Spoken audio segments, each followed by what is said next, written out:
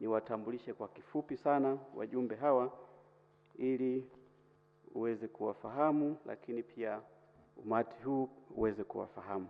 Nitaanza na Mheshimiwa Shaban Ali Lila. Yeye ni mjumbe na mwenyekiti wa tume. Mheshimiwa Lila ni jaji mstaafu wa Mahakama ya Rufani ya Tanzania. Amewahi kuwa jaji kiongozi wa Mahakama Kuu ya Tanzania, jaji mfawidhi kanda ya Mtwara, na pia msajili wa Mahakama Kuu ya Tanzania kanda ya Mbeya, Dar es Salaam na Arusha.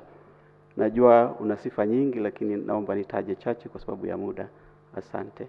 Mheshimiwa Petrus Tilainge Damaseb.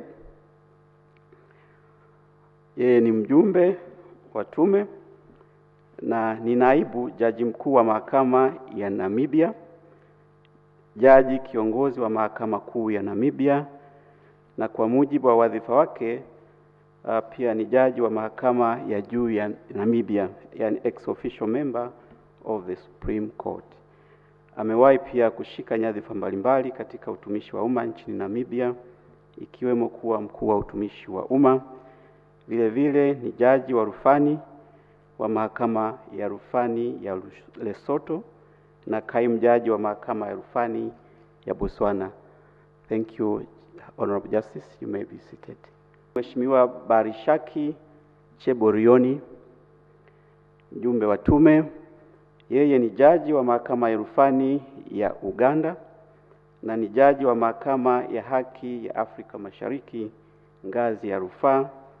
Amewahi kuwa mjumbe wa tume mbalimbali za uchunguzi nchini Uganda, ikiwemo zifuatazo: ya kwanza, tume ya uchunguzi wa ukiukwaji wa haki za binadamu nchini Uganda; ya pili, tume ya uchunguzi wa kuchomwa moto makaburi ya Kasubi nchini Uganda; na ya tatu, tume ya uchunguzi wa tuhuma za rushwa Mbarara nchini Uganda. Honorable Justice, you may be seated. Thank you.